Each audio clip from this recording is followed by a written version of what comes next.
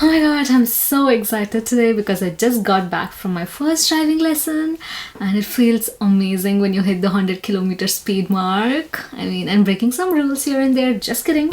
Don't break any rules. Anyways, I'm Sushma and welcome to my channel, The V Vibe. I know moving to this whole new country far away from home and starting your life from scratch itself can be so overwhelming, and apart from that you have so many things to worry about: the course, the college, the university, and the documents, and so many things, and you probably don't even know what you should do next and what should be done first. So in this video I'm going to help you guys break out your plan to study in Ireland into 10 different steps so you know exactly what is involved in studying in Ireland. So without wasting any time, let's get down to business. Number 1.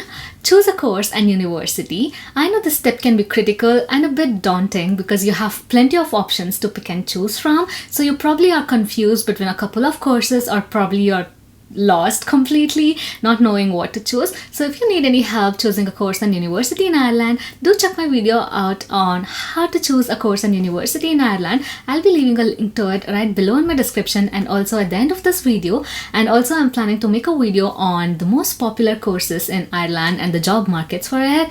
Stay tuned for that.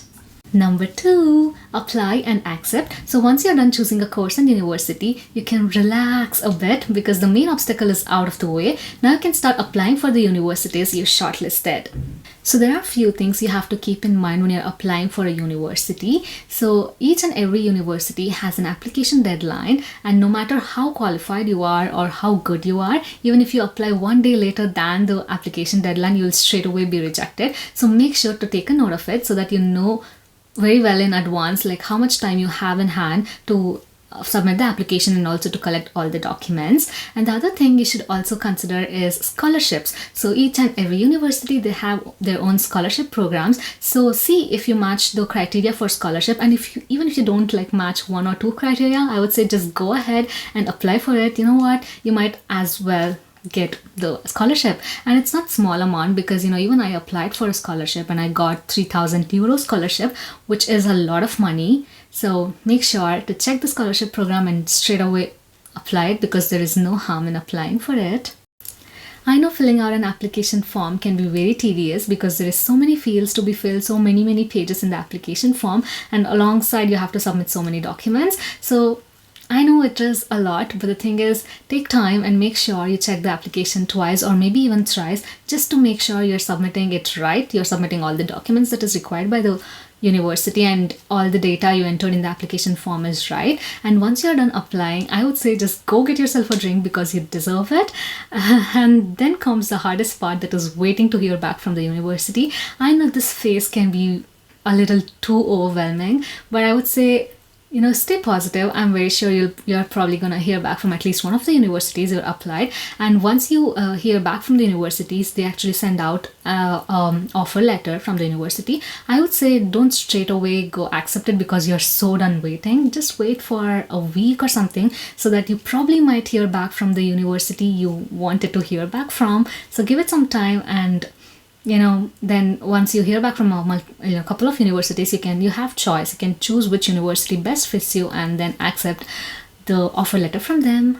Number 3, organize your fee payments. So once you know which university you are going to, you also know the tuition fees you'll have to pay. And also keep in mind, if your tuition fees is less than 6,000 euros, then you'll have to pay everything in full amount because your visa needs it. And if your tuition fee is more than 6,000 euros, you can pay it in installments. So you have to check the installment options that is provided from your university. And also, if you can't afford to pay the tuition fee straight away, you'll also probably have to apply for student loans. So bear all this in mind, and also check the payment end date for your particular university so that you know exactly how much time is needed in order for you to get the student loan approved so that you can pay your tuition fee. Number 4, apply for a student visa and get all the documents sorted for your visa appointment. I have a whole other video where I just talk about how to apply for a student visa, what all documents you need, and all things you should consider when you're applying for a student visa. Make sure to check it out. I'll be leaving a link right below in my description and also at the end of this video, so check it out. Number 5, book your flights. I would say hold off onto booking your flights until your visa is approved. But once your visa is approved, the first thing you have to do is go ahead and book, because the sooner you book, the more money you're going to save, because the flight price these days, it's just so crazy. Number 6, start looking for accommodation. I mean, if you already know someone here and you'll be just moving in with them, then that's no problem at all. But if you don't, then you should start looking for an accommodation and book off one before you get here. So there is plenty of options. I think the most easiest and safest option would be your student accommodations in your own college. So it will be more convenient because you'll save a lot of money traveling, and it's very easier to get to the class and go to and back from the college to the accommodation and stuff. But also note, the student accommodation will usually be kind of pricier than the other places.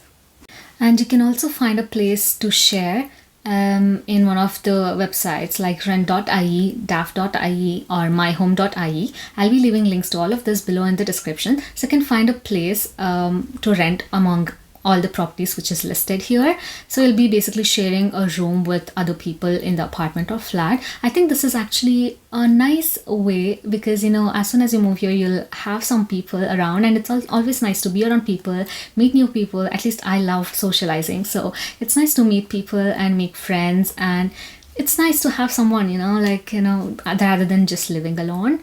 Unless you love living alone, you still have studio apartments. So if you're a lone wolf, you can rent a studio apartment, just live there all by yourself.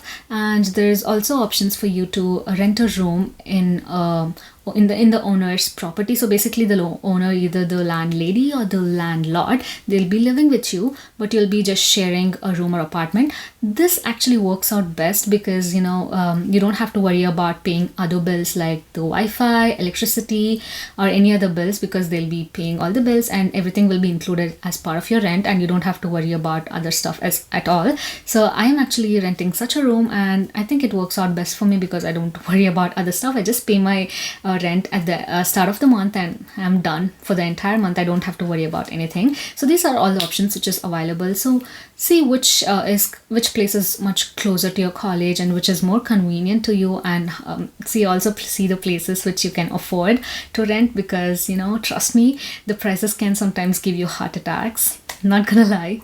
Number 7, get set and start packing.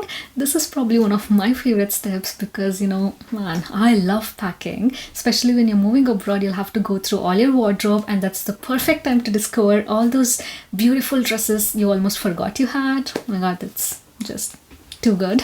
Anyways, so I did this mistake of overpacking. I just bought in so many stuff because I was just moving so far away from home. I thought I'll just take this. I just couldn't leave anything behind. Like I have this obsession and very good connection with all of my clothes. I just don't want to leave anything behind, but that's a very big mistake. So I've learned a lot from that, and now I know how to pack. So I also will make a video on what all things you should make sure to keep when you're packing, and what things you should never pack when you're moving abroad.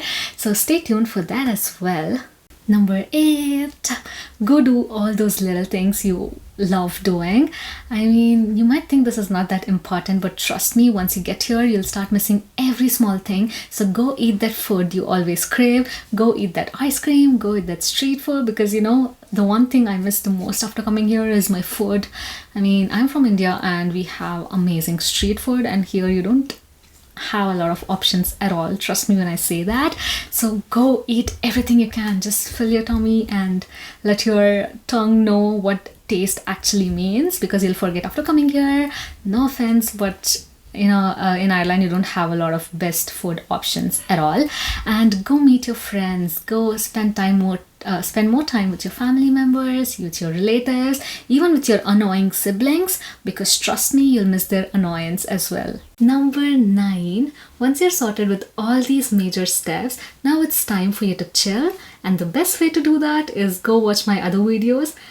I mean, I have a lot of helpful videos. I would suggest you check out my videos on Irish slangs, where I talk about all the words which I've learned after coming here, so that you can stay one step ahead and you don't go all what when you hear the words for the first time, and you can have a good crack in Ireland. I know you probably haven't heard of the word crack if you are not in Ireland yet, so do check my video out to find out what it means.